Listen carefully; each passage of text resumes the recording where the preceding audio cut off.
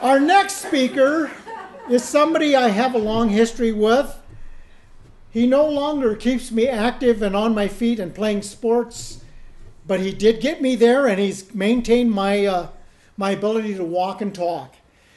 But it's a real good friend of mine, and it's somebody who, as photography goes, has taken it to the next level. He's done a presentation before, but the one you're about to see now is absolutely amazing for people who have never been to Yellowstone.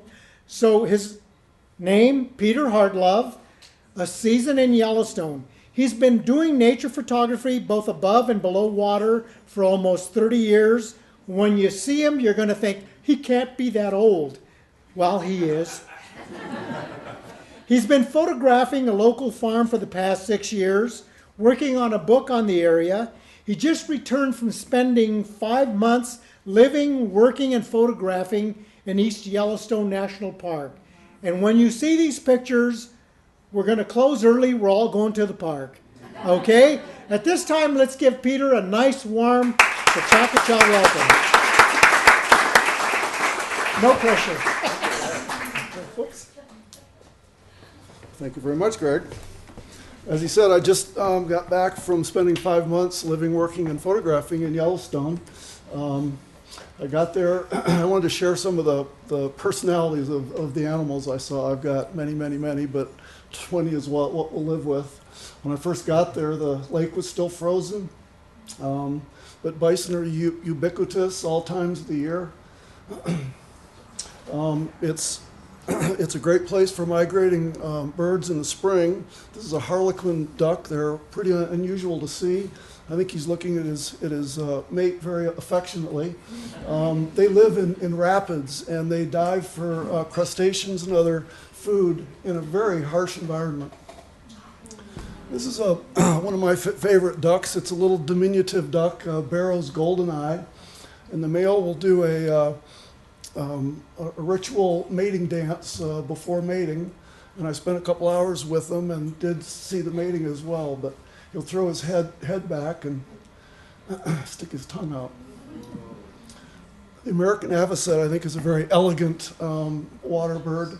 I was surprised to see them here. They were only there 2 or 3 weeks, but right on the north shore of the lake. I would catch them occasionally in the morning, wading and feeding.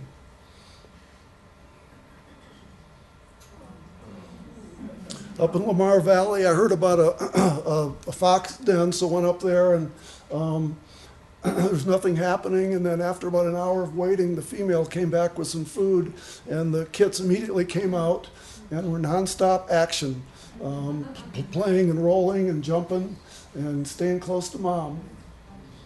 I try not to anthropomorphize animals too much, but looks like there's a lot of character and a lot of intellect there. It looks like he's been through a few battles. Just a great expression.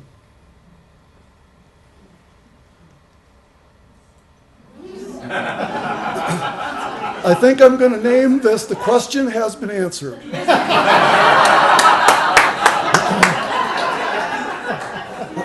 This was a three-year-old grizzly that had just been booted away from mom. She had spent 3 years with him, and it was time to be on his own. He's quite wary because the males will try to kill the cubs sometimes. The yellow-bellied marmots are awfully cute. Kind of looks like he needs a beer and a remote. And he'd be very happy. We typically see them in Colorado up high in the mountains, but they were right along the lake. The bison rut was an amazing thing to see. The males are, they're huge animals. When you're sitting in your car, I'm in a truck and I'm eye level with them. They're just powerful, huge animals. And they roll in the dirt and get up and shake off and think they're the most handsome looking guy around. But they love rolling in the dirt. They'll pick up some adornment sometimes. It's almost like a corsage, I think. But they make this loud guttural sound when they're chasing the females. And I love their blue tongue.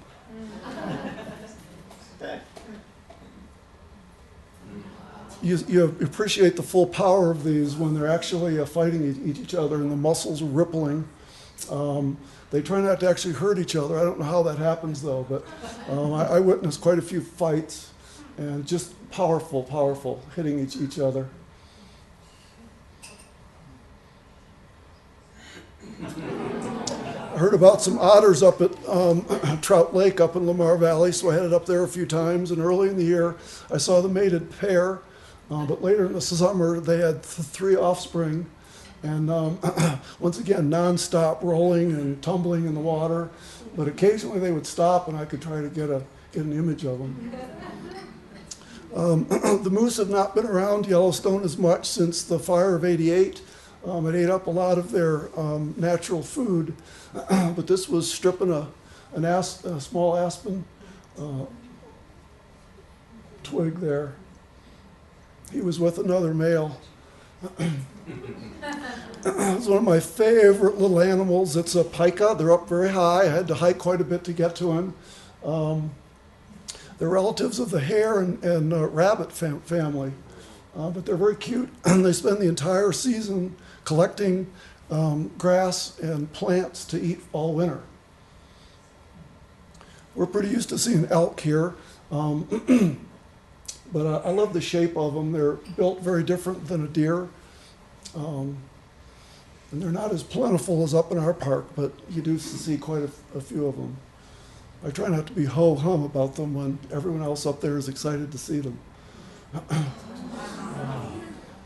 We can't forget about the small world. I became an aficionado of dragonflies a few years ago, and the darners are big. They never land, but occasionally they'll hover, and you could capture them. It's a beautiful animal. Yellowstone has trumpeter swans. We had 4 on the Yellowstone River all summer. And up in Hayden Valley, I'd find them once in a while. Once again, another elegant bird.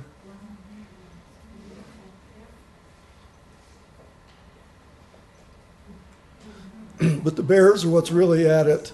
This was a bison kill with 5 bear and 4 wolves on it. And I spent a few hours with them. The female eventually pushed the male away and he left. He was not happy about it, but she did not like him around. It was fascinating to watch all the behavior.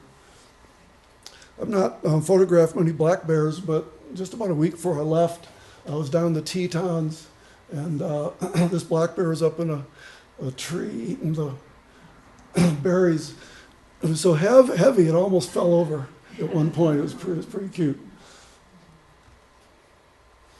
This is that same 3-year-old.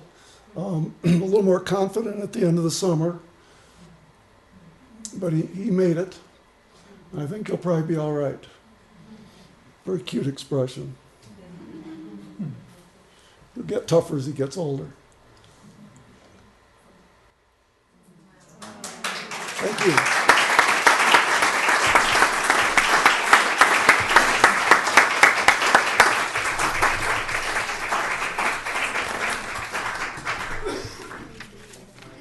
Is that great or what, huh? Great pictures.